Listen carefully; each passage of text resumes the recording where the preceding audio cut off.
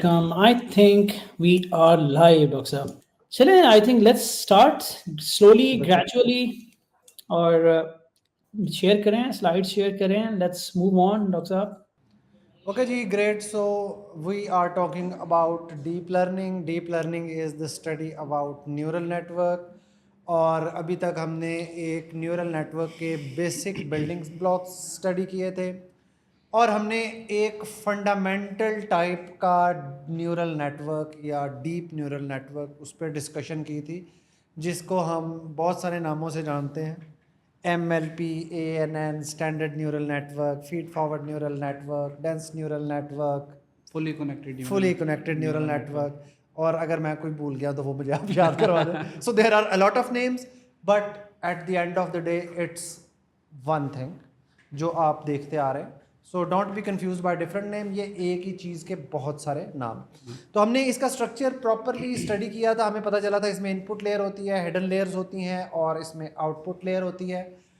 And it is a neural network, तो it is composed of neurons. तो इसमें neurons के बारे में हमने डिस्कशन की थी और न्यूरॉन्स के अंदर हमें पता चला था कि वेट्स या पैरामीटर्स होते हैं और पैरामीटर्स वो नंबर्स हैं किसी भी डीप न्यूरल नेटवर्क में जो वो डेटा से सीख सकता है। उसके अगेंस्ट हमारे पास एक और वैल्यूज़ होती है जिन्हें हम कहते हैं हाइपर पैरामीटर्स। हाइपर पैरामीटर्स वो वैल्यूज़ हैं जिन्हें न्यूरल नेटवर्क डेटा से नहीं सीख सकता। ये जो न्यूरल नेटवर्क डिज़ाइन करने वाला आर्किटेक्ट, AI इंजीनियर या ML इंजीनियर है, वो डिसाइड करता है कि मैंने हाइपर पैरामीटर्स की क्या वैल्यू रखनी है। जैसे हमने कुछ एग्जांपल्स देखी थी कि बैच साइज़, कि मैंने कितना ट्रेनिंग के लिए कितने बैचेस, कितने सैम्पल्स का बैच साइज़ बनाना है। हमने लर्निंग रेट क्या रखना है, हमने हर लेयर में नंबर ऑफ न्यूरॉन्स क्या रखने हैं, हमने हिडन लेयर्स में कौन सी टाइप का न्यूरॉन यूज़ करना है। अगर हमारा प्रॉब्लम रिग्रेशन है तो आउटपुट पे कौन सा न्यूरॉन बेहतर रहेगा, and so on so fourth. तो एक कॉमन चीज़ जो इन सब हाइपर पैरामीटर्स में है वो ये है, you can not learn them from data, you learn them from the experience. और ये आपके प्रॉब्लम की बेस पे आप डिसाइड करते हैं कि मैंने कौन सा वाला हाइपर पैरामीटर लेना। बाकी नीचे एग्जांपल्स हमने एक दफ़ा रिपीट की हैं। लर्निंग रेट, जैसा कि मैंने अर्ज़ किया कि न्यूरल नेटवर्क की कैलकुलेशन को हम दो डिफरेंट फेजेस में ऑर्गेनाइज करते हैं। पहला फेज़ जो है उसे हम फॉरवर्ड प्रोपेगेशन कहते हैं। फॉरवर्ड प्रोपेगेशन के अंदर हम इन्फ्रेंस परफॉर्म करते हैं। Inference by the way prediction को कहते हैं। मैं जानबूझ के कह रहा हूँ कि हम प्रेडिक्शन की जगह इन्फ्रेंस कहते हैं ताकि आपकी लैंग्वेज भी डेवलप रहे। सो फॉरवर्ड प्रोपेगेशन के अंदर हम प्रेडिक्शन या इन्फ्रेंस करते हैं और दूसरा काम हम क्या करते हैं, हम लॉस कैलकुलेट करते हैं। उसके बाद हमारे पास बैकवर्ड प्रोपेगेशन होती है। बैकवर्ड प्रोपेगेशन में actually deep neural network learn करता है। कैसे लर्न करता है? वो अपने पैरामीटर्स जो हैं उनको एडजस्ट करता है लॉस फंक्शन की बेस पे। ठीक है, तो आप आज समझने जा रहे हैं the basic understanding of the CNNs. That's it. और वो CNN जो है कंप्यूटर विजन के टास्क। इस स्लाइड को आगे मूव कर दो यार, नेक्स्ट पे जाओ। हमने एक्चुअली यहाँ से स्टार्ट करते हैं लिमिटेशंस से, बिल्कुल सही। क्योंकि पहले प्रीवियस जितने भी हमने बात की न्यूरल नेटवर्क पे, उसकी लिमिटेशंस पे बात कर लेते हैं। लिमिटेशंस के बाद आगे चलेंगे। cool. ओके, सो आप सबके जहन में, मतलब जब मैं पढ़ रहा था तो मेरे जहन में तो हारिस भाई सबसे पहले यही सवाल आया था, यार इतनी मुश्किल से एक न्यूरल नेटवर्क लर्न किया है, सीखा है, अब एक और क्यों सीखूं यार? पिछले में क्या बुराई है? सो उसमें अब हम देखते हैं कि उसमें क्या बुराइयां हैं।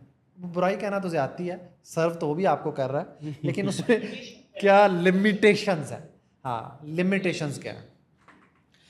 अच्छा, सबसे पहली बात ये है कि इमेजेस जो हैं वो इनहेरेंटली, आपको पता है, आप कैट की तस्वीर लेते हैं। इधर मैं अगेन अपनी पसंदीदा example, you know, cat and non cat, that's an amazing example. फ़र्ज़ करें आपके पास कैट की तस्वीर है, आपको कैट की तस्वीर नज़र आती है, कंप्यूटर को कैट की जगह बहुत सारे नंबर्स नज़र आते हैं। आपको अगर वो कलर्ड कैट की तस्वीर है तो कंप्यूटर को और मुसीबत पड़ गई, क्योंकि कंप्यूटर को अब वो 3 गुना नंबर नजर आएंगे due to red channel, green channel and blue channel. ये चीज़ अगर आपको अभी समझ में नहीं आई तो don't worry, we will talk about it. लेकिन essentially image is a huge array of numbers for computer. और हमने देखा था कि जो डेंस न्यूरल नेटवर्क या स्टैंडर्ड न्यूरल नेटवर्क है, उसको बाय द वे हम फुली कनेक्टेड भी कह रहे हैं, उसमें हर पिछली लेयर, उसका हर न्यूरॉन अगली लेयर के हर न्यूरॉन से जुड़ा हुआ है। अगर हम तस्वीर पे जा सकें so that would be very helpful. या दैट वन। सो आपके सामने एक तस्वीर है। अब ये तस्वीर जो है ये एक्चुअली स्टैंडर्ड न्यूरल नेटवर्क की है। आप नोट करें, इनपुट लेयर का न्यूरॉन अगली लेयर के हर न्यूरॉन से जुड़ा हुआ है। इसका मतलब है कि ये डेंस कनेक्शन है। इसका मतलब है कि मैं इस जगह पे इनपुट लेयर पे एक न्यूरॉन बढ़ाऊंगा तो मुझे अगली लेयर के हर एक से जोड़ना पड़ेगा और उतने ज़्यादा नंबर ऐड हो जाएंगे। मैं एक और बढ़ाऊं और नंबर ऐड हो जाएंगे। तो इसका मतलब है कि फ़र्ज़ करें मेरे पास इनपुट लेयर में अगर 1000 न्यूरॉन्स हैं और उससे अगली लेयर में 100 न्यूरॉन्स हैं, तो इन 2 लेयर्स में मेरे पास नंबर ऑफ वेट्स होंगे 1000 ज़रब 100। वो भी तब अगर मेरे पास RGB इमेज, अगर मेरे पास ग्रे स्केल या सिंगल चैनल का इमेज है। लेकिन अगर मैं RGB ले आऊं तो इसे 3 से मल्टीप्लाई कर दें। So we are talking about 30 million numbers. कितने में? सिर्फ 2 लेयर्स। सो मैंने सिर्फ 2 लेयर्स ऐड की और मेरे पास 30। और अभी मैं अज्यूम कर रहा हूं कि ये इमेज बहुत छोटा सा है, ये 64x64 का है। लेकिन आपके कैमरे आजकल 64x64 की तस्वीरें नहीं खींचते, वो 5 मेगापिक्सल या 8 मेगापिक्सल की तस्वीरें खींचते हैं। तो इसका मतलब है कि 1 मेगापिक्सल में तो वैसे ही बिलियंस ऑफ पिक्सल है। अब आप उस बिलियन ऑफ पिक्सल को इस बेचारे न्यूरल नेटवर्क पे लगाएंगे तो इसमें वेट्स कितने हो जाएंगे? ट्रिलियंस। और ट्रिलियन वेट्स को ट्रेन करने में सदियां भी लग सकती हैं। बिल्कुल। और चलें, अगर आप ये जो एक लिमिटेशन बताई है कि आपके पास वेट्स इतने ज़्यादा हो जाएंगे और आपको ज़ाहिर है कंप्यूट पावर ज़्यादा लगानी पड़ेगी। सपोज़ आप इसको भी कॉम्प्रोमाइज़ कर लेते हैं और इसके साथ आगे चलते हैं, तो एक और इशू अराइज होता है इसके साथ। वो ये होता है कि कोई भी इमेज आप दे रहे हैं, आपका मेन एम ये है कि आपका न्यूरल नेटवर्क उस इमेज के अंदर मौजूद जो ऑब्जेक्ट है उसके फीचर्स को लर्न करे, उसकी जो जितनी करेक्टरिस्टिक्स हैं। फॉर एग्जांपल अगर कैट की इमेज है तो वो लर्न करे कि कैट की जो फेस है वो किस तरह का है, उसके 2 कान हैं, उसकी 2 आइज़ हैं, उसका जो फेस है वो एक राउंड शक्ल में होता है। तो इस तरह के फीचर्स वो लर्न करे ताकि जब हम उसको ट्रेनिंग के बाद एक न्यू इमेज दे जो उसने पहले नहीं देखी हुई तो उसको आइडेंटिफाई कर सके ये कैट है। बट इन न्यूरल नेटवर्क्स के अंदर, फुली कनेक्टेड न्यूरल नेटवर्क्स के अंदर प्रॉब्लम ये आती है कि ये इतनी ज़्यादा फीचर एक्सट्रैक्शन नहीं कर सकते, बावजूद इसके कि इतना कॉम्प्लेक्स स्ट्रक्चर आप बना रहे हैं, इतनी कॉम्प्लेक्स इतनी कंप्यूटेशनल कॉस्ट आप पे करें, लेकिन फिर भी उसकी लिमिटेशन ये है कि वो एक सर्टेन लिमिट से ज़्यादा फीचर्स एक्सट्रैक्ट नहीं कर सकता। और जब वो फीचर्स एक्सट्रैक्ट नहीं कर सकता तो ये एक छोटी बात नहीं है। इसका अंदाज़ा आप इस बात से लगा लें कि आप कोई भी न्यूरल नेटवर्क ट्रेन कर रहे हैं, वो सिंपल इमेज पे तो आपको सही रिजल्ट्स देना स्टार्ट कर देगा। फॉर एग्जांपल एक इमेज के अंदर एक सिंपल एक सामने बिल्कुल स्ट्रेट पोज में कैट है, उसको आइडेंटिफाई कर लेगा ये कैट है। बट अगर आप ऐसी इमेज दें जिसके अंदर कैट थोड़ी सी टिल्टेड है या 2 ऑब्जेक्ट्स के दरमियान में कैट मौजूद है, वहाँ पे मॉडल फेल होना स्टार्ट हो जाएगा। क्यों? उसकी लिमिटेशंस है कि वो कॉम्प्लेक्स स्ट्रक्चर्स में से इतने अच्छे फीचर्स एक्सट्रैक्शन नहीं कर पाता। और अगर आपका ट्रेनिंग डाटा है कैट दिन के टाइम और आपने तस्वीर खींच ली कैट की रात के टाइम, तो आप तो कैट पहचान लेंगे लेकिन हर पिक्सल के नंबर बहुत चेंज हो गए। अब आपका मॉडल, ये वाला मॉडल बेचारा फिर फेल हो जाएगा। क्यों? क्योंकि ये कैट नहीं रिकग्नाइज करता, ये सिर्फ कैलकुलेशंस और कंप्यूटेशंस करता है इन द होप कि मैं रिजल्ट ठीक दे सकूं। और वो भी सिर्फ पिक्सल्स के ऊपर। इसको कोई एक टर्म यूज़ की जाती है स्पेशल इंफॉर्मेशन। स्पेशल जो इंफॉर्मेशन है जो FCN है वो उसको रिटेन नहीं कर सकता। इस बात से क्या मुराद है, एक इमेज के अंदर 3 डिफरेंट जगह पे कैट्स मौजूद हैं। जो FCN है वो सिंपल जो प्रोसेसिंग कर रहा होता है वो पिक्सल्स के ऊपर प्रोसेसिंग कर रहा है। अब जब आपके सामने आपने लास्ट जो हमने नोटबुक एग्जीक्यूट की थी उसमें देखा था कि एक पूरी इमेज को हम एक सिंगल डायमेंशनल अरे के अंदर कन्वर्ट कर देते हैं। तो जब हमने सिंगल डायमेंशनल अरे के अंदर सारे पिक्सल्स को कन्वर्ट कर दिया तो जो इन्फॉर्मेशन थी कि कौन सा पिक्सल किस कॉर्नर से आ रहा था और किस पिक्सल में किस चीज़ की इन्फॉर्मेशन थी वो लॉस्ट हो गई। अब मॉडल को ये नहीं पता कि ये जो पिक्सल है ये इमेज के किस कॉर्नर में था और इसके अंदर जो कैट का फॉर एग्जांपल एयर आ रहा है या आइज आ रही हैं वो किस कॉर्नर की हैं। ये पॉइंट आपका ज़्यादा क्लियर तब होगा जब बच्चों को कर्नल्स और सारा कॉन्सेप्ट हम वहाँ से फिल्टर्स करके पिक्सेल्स की कैलकुलेशन का देख के फिर इस लिमिटेशन पे आएंगे। बेहतरीन, अच्छा चलें जी, गुड। तो before we dive deep into the CNN और वो उसका जो कॉन्सेप्ट है वो लॉस्ट हो जाए, पहले उसका बेसिक कॉन्सेप्ट आप लोग समझ लें कि CNN करता क्या है और उसके बाद उसकी बुकिश डेफिनेशन में चलते हैं।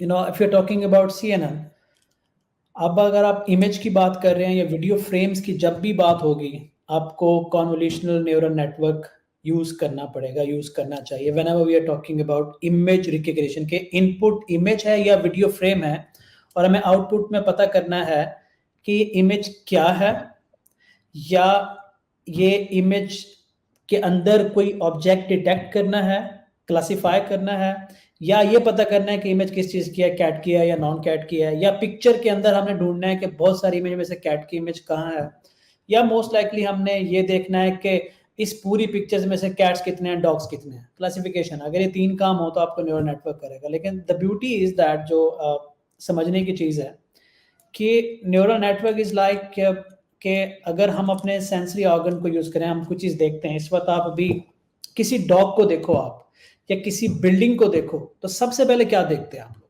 किसी जानवर को देखो, बिल्डिंग को देखो, सबसे पहले आप लोग क्या देखते हैं? Can anyone pick? मेरे ख्याल में it is very hard to pick कि सबसे पहली नजर किस चीज पे पड़ती है जिससे आप ऑब्जेक्ट को पहचान लेते हैं। Anyone can comment it because this is important, क्योंकि इससे आपका अगले कॉन्सेप्ट मजबूत होगा। अगर आप जरा सोचें, आप दुनिया में किसी भी चीज को देखो तो सबसे पहले आप उसके आउटर लाइन को देखते हैं। आपने बॉल को देखा तो आपने सबसे पहले देखा राउंड शेप देखी, सबसे पहले जो चीज माइंड को क्लिक करती है शेप है। फिर शेप के बाद आप उस ऑब्जेक्ट के बाकी फीचर को देखते हो। अगर मैं आपको एक हार्ड बॉल और एक टेनिस बॉल दिखाऊं तो इनिशियली दोनों को देख के जो पहली आपके दिमाग आपको आउटपुट देगा वो देगा बॉल। आपने एक आउटर स्ट्रक्चर उसका देखा। सिमिलरली अल्लाह ने ना, अगर मुझे सही तरीके से याद है तो आपके ब्रेन के 4 पार्ट्स हैं। अभी डॉक्टर तजीन यहाँ बैठी हुई है, अगर कहीं तो मुझे करेक्ट कर दीजिएगा। तो 4 पार्ट्स में से एक पार्ट ऐसा है जिसके अंदर आपका विजुअल कॉर्टेक्स होता है, और विजुअल कॉर्टेक्स में भी मल्टीपल लेयर्स होती हैं। जो चीज़ आप आंख से देखते हैं वो मुख्तलिफ न्यूरॉन से गुजर के विजुअल कॉर्टेक्स को जाता है। विजुअल कॉर्टेक्स के अंदर बहुत सारी लेयर्स होती हैं। एक लेयर देखेगी कि शेप क्या है, दूसरी लेयर देखेगी कलर क्या है, तीसरी लेयर देखेगी उसके अंदर और क्या फीचर हैं, और फिर इवेंचुअली आपको पता चलता है ये टेनिस बॉल है या हार्ड बॉल है। यू नो, आंखों से लेके अल्लाह ने एक निज़ाम बनाया, उस तक मल्टीपल लेयर्स पे डिवाइड है और हर लेयर का एक डिफरेंट अपना उसका काम होता है।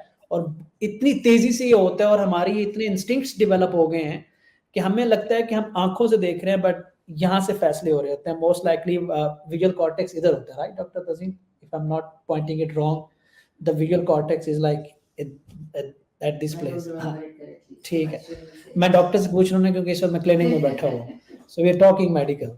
सो if you coming to the neural network part, अभी जैसे कि images are full of important parts called features. What are the features? आप फीचर्स में शेप भी इज अ फीचर है, उसका हाइट भी हो सकती है, आंख है, नाक है, मुंह है, वो सारी चीजें अंदाजा लगा के you pick it. Line number 2 में लिखा है feature can edges, texture, shapes और even faces. Feature can be edges. Edges क्या है? जो हमने कहा कि आउटर जो उसकी बाउंड्रीज हैं आप उन्हें कह देते हैं एजेस। डॉक्टर साहब please correct me if I am drawing it wrong. नहीं, आप सही कर। आप उसे कह देते हैं edges. Now the thing is कि जब भी आपने कोई ऐसा ऑपरेशन करना है, you are going into the neural network part. यार अगली स्लाइड में जाएंगे प्लीज। अच्छा, अब हम देखते हैं कि कॉन्वोल्यूशनल न्यूरल नेटवर्क, आप समझ लें कि आप images, input images and video frames की इनपुट दे रहे और आउटपुट आपको क्लासिफिकेशन, रिकग्निशन या आइडेंटिफिकेशन की सूरत में मिल रही है। कॉन्वोल्यूशनल न्यूरल नेटवर्क में अगर आप बिल्कुल बिल्कुल बेसिक यूनिट की बात कर लें, बहुत ही बेसिक यूनिट की बात करें, तो वो उसका बेसिक यूनिट बनता है उसका कॉन्वोल्यूशन ऑपरेशन। देखिए इरफान ने बिल्कुल आपको अच्छा आइडिया दिया, लेकिन फिर आपके जहन में सवाल आएगा कि यार कॉन्वोल्यूशन की जगह दुनिया में हज़ार ऑपरेशन है, आपने कॉन्वोल्यूशन क्यों लिया?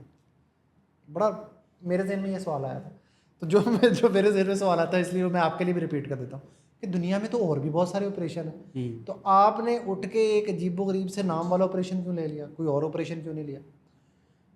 इसकी एक वजह है।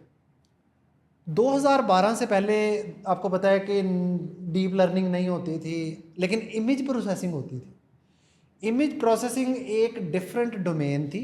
जैसे आप लोगों ने फ़ोटोशॉप का नाम सुना होगा, फ़ोटोशॉप में एक तस्वीर है, उस पर फ़िल्टर लगाते हैं तो वो बदल जाती है। जैसे किसी तस्वीर पे फ़िल्टर अप्लाई करें तो सिर्फ उसमें से लाइनें नज़र आ जाती हैं, या वो इम्बोस हो जाती है, या वो इम्बेड हो जाती है, या और भी बहुत सारे ऑपरेशन होते हैं।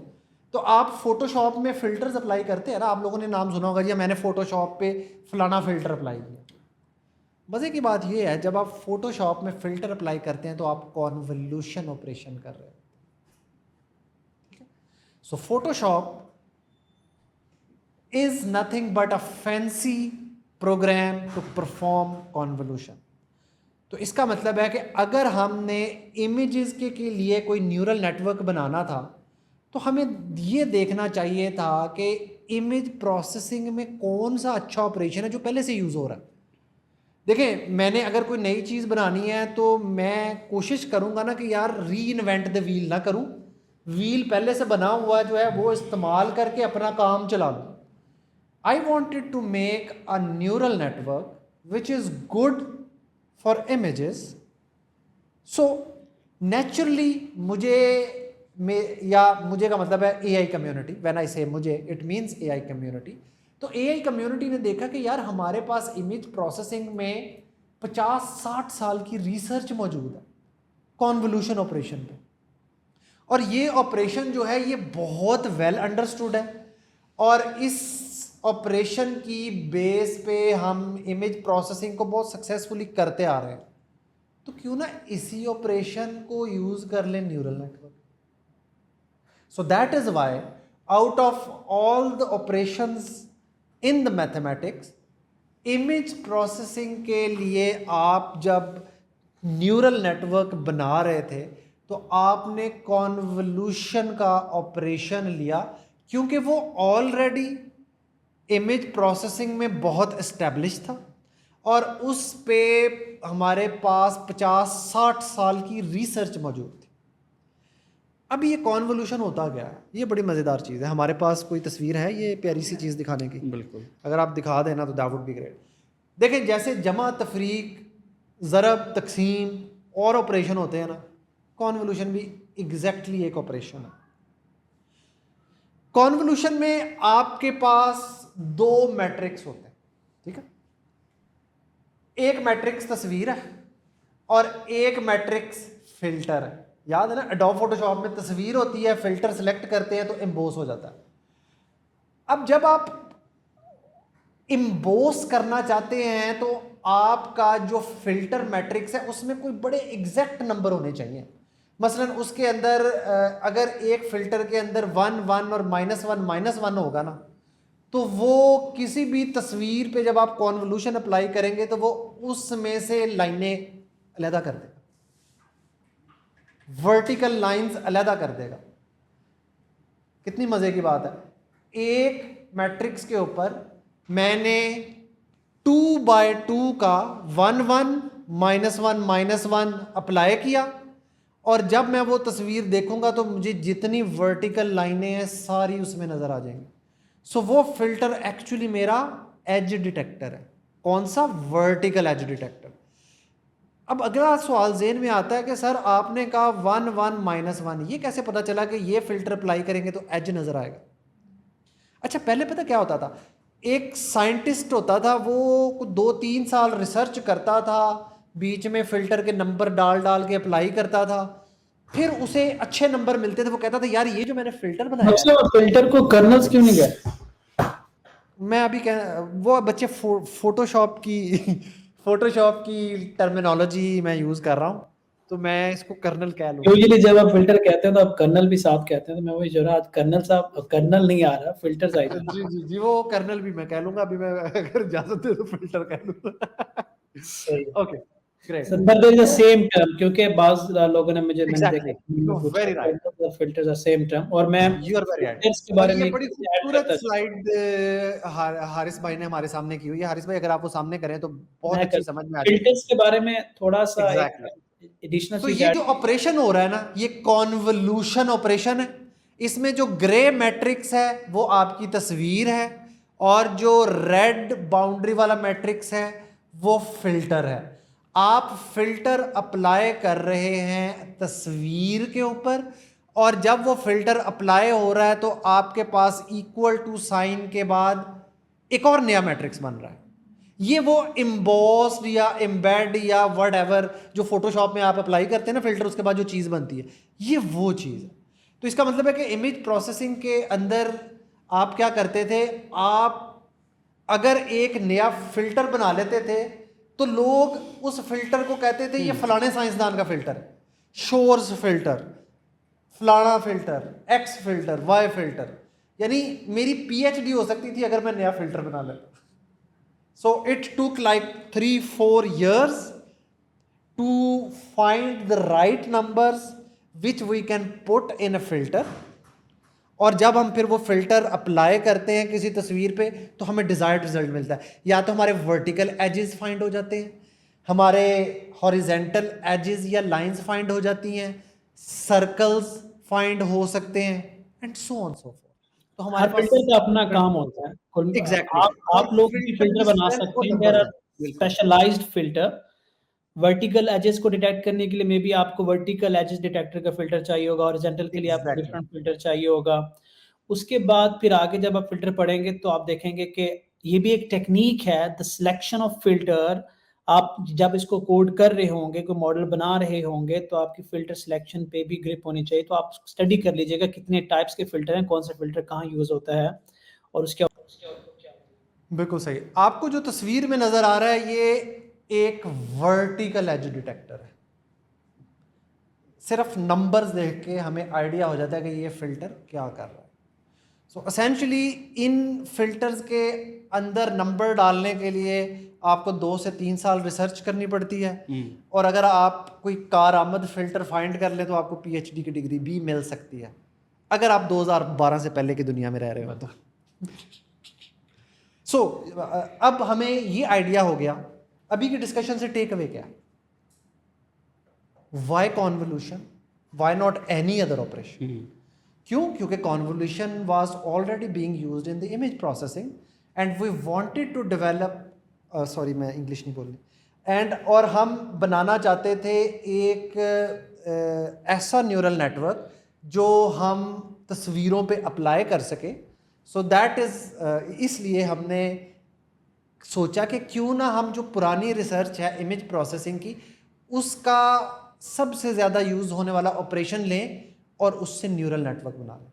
तो कॉन्वोल्यूशन न्यूरल नेटवर्क में आपके जो न्यूरॉन है वो कॉन्वोल्यूशन ऑपरेशन करते हैं। ठीक है, इट्स बिल्कुल सेम न्यूरल नेटवर्क है जैसे फुली कनेक्टेड न्यूरल नेटवर्क था, सिर्फ हर न्यूरॉन क्या करता है, कॉन्वोल्यूशन ऑपरेशन परफॉर्म करता है। That's it, that's the only difference. Okay good. So हमें जनरल आइडिया हो गया कि कॉन्वोल्यूशन क्या है, और हमें यह भी पता चल गया कि अगर हम कॉन्वोल्यूशन परफॉर्म करना चाहते हैं तो हमें एक अदद फिल्टर चाहिए होता है। फिल्टर हमारे लिए बहुत सारे साइंसदानों ने बना दिए हैं, लेकिन अब अगर मैं फिल्टर्स या कर्नल्स की ज़ुबान में सोचूं, फ़र्ज़ करें मैंने एक प्रॉब्लम है मेरा कि गिवन इमेज जो है वो कैट की तस्वीर है या नॉन कैट है, ठीक है। अगर मैं ऐसा फिल्टर बना लूं जो तस्वीर पे अप्लाई हो, अगर तस्वीर में कैट की तस्वीर है तो वो कहे ये कैट है, अगर तस्वीर में कैट की तस्वीर ना हो तो वो कहे ये कैट नहीं। Wouldn't that be great?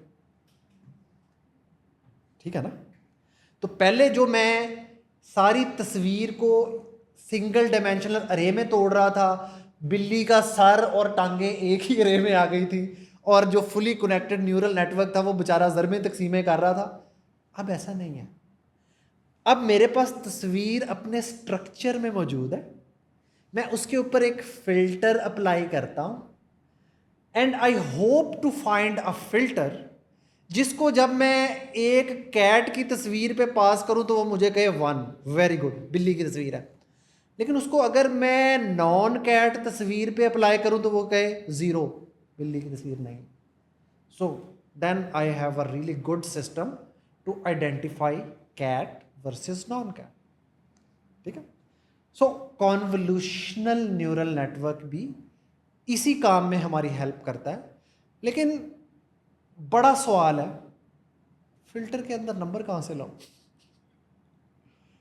यही मसला था ना, कि अगर खास नंबर हैं तो वो वर्टिकल एज डिटेक्शन करेगा, अगर फिल्टर के अंदर खास नंबर हैं और इमेज पे अप्लाई करेंगे तो वो हॉरिजेंटल एज डिटेक्शन करेगा, और अगर उसके अंदर कोई खास नंबर हैं तो वो किसी तस्वीर के अंदर कर्व्स को आइडेंटिफाई करेगा। How can I find a filter और अ कलेक्शन ऑफ फिल्टर जो मैं तस्वीर पे अप्लाई करूं तो मुझे पता चल जाए ये तस्वीर बिल्ली की है, और अगर मैं वो तस्वीर पे अप्लाई करूं तो मुझे पता चल जाए वो तस्वीर बिल्ली की नहीं। So that is what we want to do in a convolutional neural network. हर न्यूरल नेटवर्क कुछ ना कुछ लर्न करता है ना। जैसे फुली कनेक्टेड न्यूरल नेटवर्क में आप क्या लर्न कर रहे थे कि यार न्यूरॉन के अंदर जो वेट हैं उन्हें कैसे इस तरह सेट करें कि फॉरवर्ड पास की ज़रब तकसीम के बाद जो जवाब है, अगर तो बिल्ली की तस्वीर है तो वो 1 आ जाए, अगर बिल्ली की तस्वीर नहीं है तो 0 आ जाए। यही कर रहे थे ना। तो कॉन्वोल्यूशनल न्यूरल नेटवर्क में भी यही करेंगे, लेकिन अब हम लर्न वेट नहीं कर रहे, अब हम लर्न फिल्टर्स कर रहे हैं। ये थोड़ी सी गाढ़ी बात है, अगर आपको अभी समझ नहीं आई तो डोंट वरी। लेकिन मेजर टेक अवे ये है कि फुली कनेक्टेड न्यूरल नेटवर्क में आप लेयर या न्यूरॉन के अंदर वेट्स फाइंड करते हैं। अगर आपने वेट ही फाइंड करने हैं तो आप कॉन्वोल्यूशनल न्यूरल नेटवर्क के अंदर फिल्टर के नंबर को वेट फर्ज कर लेते हैं, और उसके बाद मॉडल को ट्रेन करते हैं, उन वेट्स को अपडेट करते हैं। जब मॉडल ट्रेन हो जाएगा तो उन फिल्टर्स के अंदर जो नंबर हैं वो इतने अच्छे हैं कि जब आप कैट का इमेज देंगे तो जवाब आ जाएगा कैट, जब आप नॉन कैट का इमेज दे देंगे तो वो फिल्टर ऐसी कैलकुलेशन करेंगे कि जवाब आ जाएगा नॉन कैट। तो आपने लर्न क्या किया? फिल्टर्स या कर्नल्स। तो कॉन्वोल्यूशनल न्यूरल नेटवर्क में यू ऑलवेज लर्न फिल्टर और कर्नल। जी ओवर टू यू। और जब सर ने जब ये बात की ना कि आप कॉन्वोल्यूशनल न्यूरल नेटवर्क के अंदर फिल्टर्स लर्न कर रहे हैं, तो इसका मतलब क्या है? इसका मतलब यह है कि ऑटोमेटिकली आपके जितने फीचर्स हैं और जो कॉम्प्लेक्स फीचर्स हैं जो आपका FCNN नहीं एक्सट्रैक्ट कर पा रहा था, आपका जो CNN है उनको एक्सट्रैक्ट कर रहा है।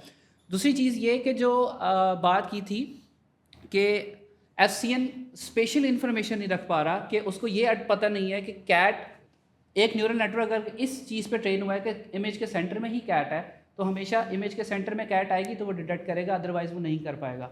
इसी तरीके अब जो CNN है ये इस लिमिटेशन को ओवरकम करता है कि इसके पास अगर कैट आप टिल्टेड दे रहे हैं, थोड़ी सी डिफरेंट एंगल पे है, या एक इमेज के अंदर मल्टीपल कैट्स आ जाती हैं, डिफरेंट कैट्स आ जाती हैं, तो वो उसको भी, उन फीचर्स को भी एक्सट्रैक्ट कर सकता है। क्यों? आपने, अगर मैं स्लाइड पे अगर पीछे जाऊं और आपको मैं कन्वोल्यूशनल जो ऑपरेशन था उसमें मैं अगर ये फ़िल्टर जहाँ पे अप्लाई हो रहा था, ये देखिए, ये जब फ़िल्टर जिस तरीके से अप्लाई हो रहा है, ये फ़िल्टर आपको ये दिखा रहा है कि जो आपकी इमेज की जो इंफॉर्मेशन है कि कौन से फीचर्स किस पोर्शन ऑफ इमेज से आ रहे हैं वो इंटैक्ट रहती है, वो उसी तरह से मौजूद रहती है इमेज के अंदर। जबकि FCNN के अंदर आप जब पिक्सल्स को एक डायमेंशन में ले जाते हैं तो सारी इंफॉर्मेशन लॉस हो जाती है।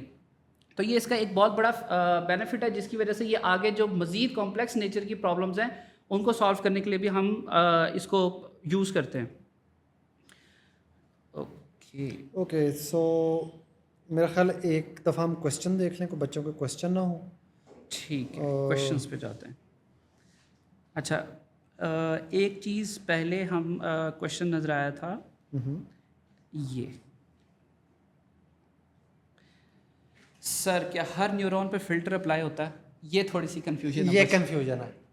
हर न्यूरॉन खुद एक फिल्टर लर्न करता है।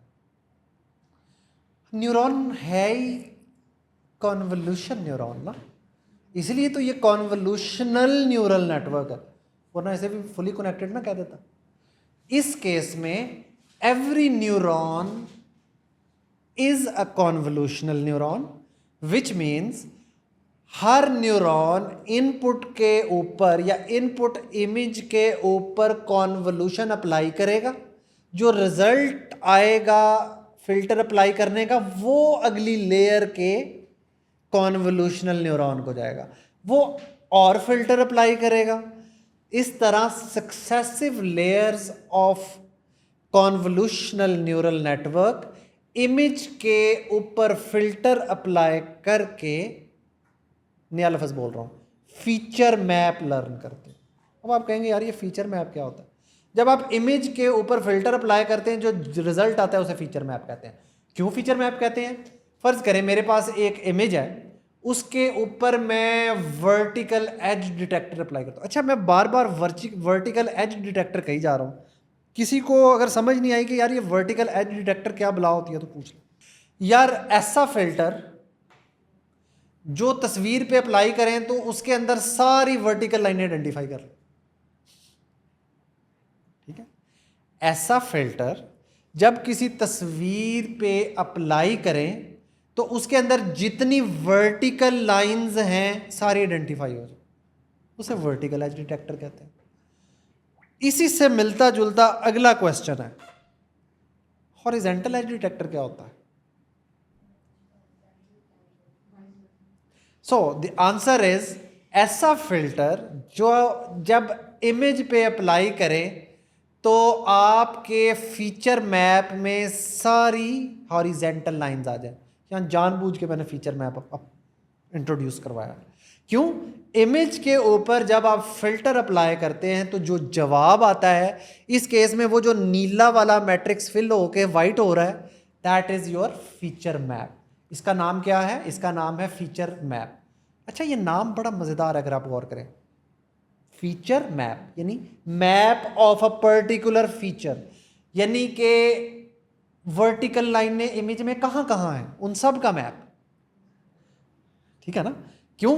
इमेज था, मैंने उस पर vertical edge detector filter apply किया, मेरे पास एक मैप आ गया जो मुझे बता रहा है भाई आपके इमेज में एक वर्टिकल लाइन बिल्कुल साइड पे है, एक उससे आगे है, एक उससे आगे है, एक सिर्फ ऊपर आधे हिस्से में, and so on. So it is giving me the map of all the vertical lines जो मेरे एक्चुअल इमेज में थी, hence the name feature map. It is actually map of the feature जो आपका फीचर डिटेक्टर या filter find कर रहा है। अब मैंने एक तीसरा नाम इंट्रोड्यूस करवाया। पहले मैंने कहा था फिल्टर, कर्नल, अब मैंने इसे क्या कहा? Feature detector. अब तीनों चीज़ें एक ही चीज़ का नाम है। I can say filter, I can say kernel और I can say feature detector. छोटा मैट्रिक्स जो इस तस्वीर में नज़र आ रहा है, ये तीनों नाम उस छोटे मैट्रिक्स के हैं। क्यों? क्योंकि जब आप इस छोटे मैट्रिक्स को विद सर्टन नंबर्स अप्लाई करेंगे इमेज पे, और जब मैं अप्लाई कर रहा हूं तो इसका मतलब है कि आप कॉन्वोल्यूशन करेंगे, right. So when I am saying आप अप्लाई करेंगे एक्चुअली मैं कह रहा हूं कि आप इमेज के साथ फिल्टर का कॉन्वोल्यूशन करें, तो ये दोनों चीज़ें इंटरचेंजेबल, ठीक है। इससे अलावा अगर कोई क्वेश्चन है तो आपने ज़रूर पूछ लेना। बच्ची का सवाल ये है कि जो एक चैनल का इमेज है उसे क्या कहते हैं? उसे ग्रे स्केल इमेज कहते हैं। अभी हमारे जो स्टूडेंट्स हैं उन्हें क्या पता होना चाहिए? FCN क्यों अच्छा नहीं है? क्योंकि उसके अंदर फुली कनेक्टेड कनेक्शंस हैं, तो नंबर ऑफ वेट्स बहुत ज़्यादा हो जाते हैं। तो हमें इमेजेस के लिए एक नया न्यूरल नेटवर्क बनाना है। कौन सा ऑपरेशन लें? वो ऑपरेशन लें जो सारी दुनिया पहले से इमेज प्रोसेसिंग में यूज़ कर रही है। उस ऑपरेशन का नाम है कॉन्वोल्यूशन ऑपरेशन। अब अगला सवाल ये आता है, ये कॉन्वोल्यूशन क्या बला है? कॉन्वोल्यूशन एक ऑपरेशन है जिसमें आप एक बड़े मैट्रिक्स के ऊपर एक छोटा मैट्रिक्स अप्लाई करते हैं और आपको एक रिजल्ट मिल जाता है। लेकिन चूंकि इस पे 50-60 साल लोगों ने रिसर्च की है, तो हमारे पास छोटे मैट्रिक्स में लोगों ने तरह तरह के नंबर्स दिए हैं कि जब आप एक पर्टिकुलर छोटा मैट्रिक्स, जिसे मैंने फिल्टर कहा, किसी तस्वीर या इमेज या बड़े मैट्रिक्स पे अप्लाई करेंगे तो आपको जवाब में डिफरेंट इमेज के फीचर मिल जाएंगे। यानी जैसे मैंने एग्जांपल दी कि एक ख़ास किस्म का फ़िल्टर जब मैं किसी तस्वीर पे अप्लाई करता हूँ तो वो मुझे उस तस्वीर के अंदर जितनी वर्टिकल लाइनें जहाँ जहाँ हैं सारी रिटर्न कर देता है। मैं एक और छोटा मैट्रिक्स यानी फ़िल्टर अप्लाई करता हूँ तो वो मुझे इमेज के अंदर जिधर जिधर हॉरिजेंटल लाइंस हैं वो सारी रिटर्न कर देता है, and so on so fourth. तो हमने सोचा कि बजाय री इन्वेंट करने के कॉन्वोल्यूशन का ही न्यूरल नेटवर्क बना लेते हैं।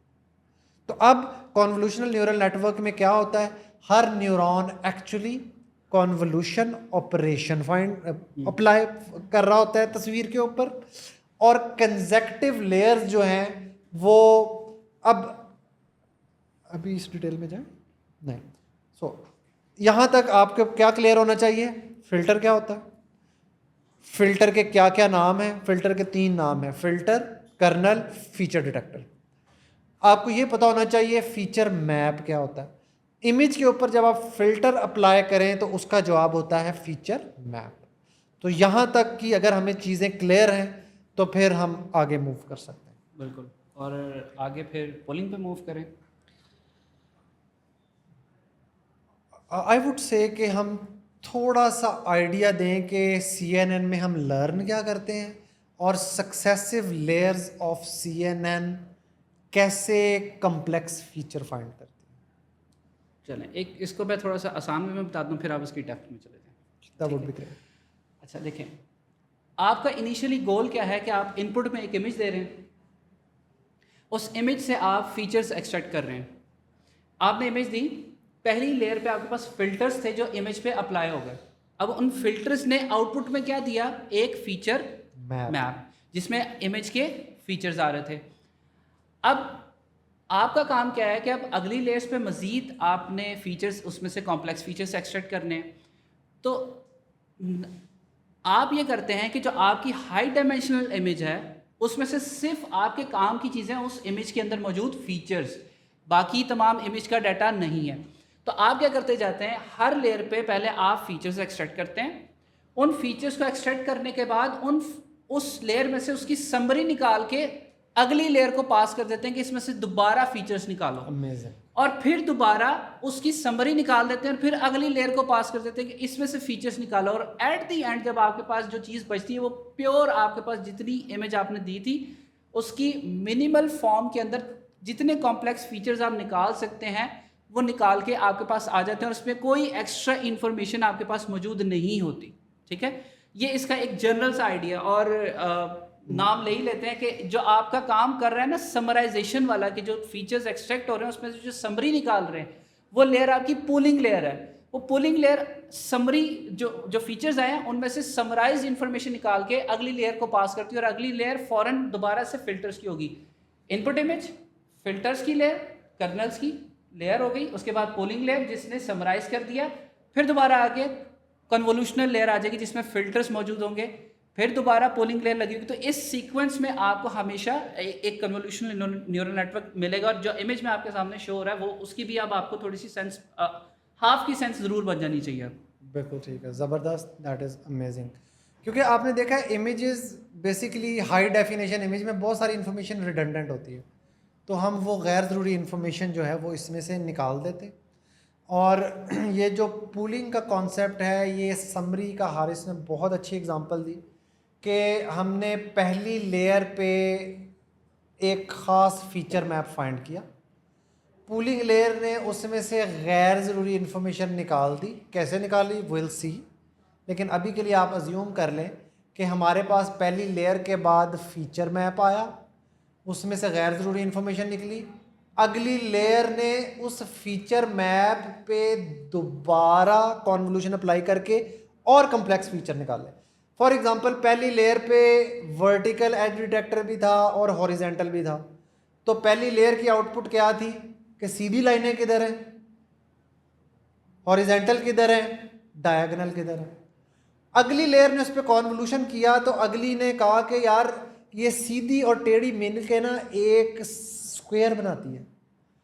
तो दूसरी लेयर ने फाइंड किया यार इस पर्टिकुलर जो इमेज है इसमें स्क्वायर कहाँ कहाँ है, ठीक है, स्क्वायर कहीं भी होगा दूसरी लेयर तक नज़र आ जाएगा। तीसरी लेयर आगे गई, उसने देखा कि यार ये दो स्क्वायर इकट्ठे हों तो ये एक किताब की शक्ल बन जाती है। तो तीसरी लेयर ने मल्टीपल स्क्वायर इकट्ठे करके कहा कि यार यहाँ एक क्यूब टाइप की चीज़ है जो बुक जैसी है। जब आपके पास ये फीचर आ गए तो अगली लेयर ने सिर्फ सिंपल ये बताना है कि गिवन तस्वीर में किताब है या नहीं है। सो पहली लेयर ने इंतहाई सिंपल फीचर आइडेंटिफाई किया, उससे अगली लेयर ने उन सिंपल फीचर्स को कंबाइन करके थोड़े से मुश्किल विजुअल फीचर्स आइडेंटिफाई किए। उससे अगली लेयर ने उन कॉम्प्लेक्स फीचर को दोबारा जोड़ के ज़्यादा कॉम्प्लेक्स फीचर आइडेंटिफाई किए। और आखिरी जो लेयर है कॉन्वोल्यूशन की, उसने इंतहाई कॉम्प्लेक्स विजुअल फीचर फाइंड किए जो इतने काफ़ी हैं कि उसकी बेस पे क्लासिफिकेशन हो सकती है। और क्लासिफिकेशन के लिए आप क्या करते हैं, आखिर में फुली कनेक्टेड न्यूरल नेटवर्क की 2 लेयर्स लगा देते हैं। That's it, that's your CNN। जी, और यहाँ पे कुछ बच्चों के जहन में सवाल आएगा कि जी फुली कनेक्टेड न्यूरल नेटवर्क क्यों लगाना है पे, ठीक है। देखें, हमारा फुली कनेक्टेड न्यूरल नेटवर्क से प्रॉब्लम क्या था कि वो फीचर एक्सट्रैक्शन नहीं कर पा रहा था, ठीक है। तो फीचर्स तो हमने कन्वोल्यूशनल न्यूरल नेटवर्क की जो लेयर्स हैं, कन्वोल्यूशनल लेयर, पोलिंग लेयर, ये लगा के तो हमने सारे फीचर्स को एक्सेप्ट कर लिए। काम हमने मेजर जो हमारा मेन प्रॉब्लम थी वो हमने कवर कर ली है, सॉल्व कर लिया। अब आगे हमने क्या करना था, उसकी क्लासिफिकेशन करनी थी। और हमें पता है कि ये काम फुली कनेक्टेड न्यूरल नेटवर्क कर सकता है। तो हमारे पास जो एंड में फीचर मैप आ रहा होगा उसको हमने क्या करना है, फ्लैटन करना है एक सिंगल डायमेंशनल अरे के अंदर, और पास कर देना है FCN को। और वो आगे आपको अगर आपकी मल्टी क्लास क्लासिफिकेशन है वो भी कर देगा, अगर आप सिंपल जो है वो क्या कहते हैं बाइनरी क्लासिफिकेशन करें तो वो भी कर देगा। Amazing question. सो बच्ची का क्वेश्चन ये है कि एक CNN के अंदर हमें कैसे पता चलेगा कि कितनी कॉन्वोल्यूशन लेयर बनानी है। नंबर ऑफ लेयर्स या number of neurons in a layer is called hyperparameter. Hyperparameter comes with the experience.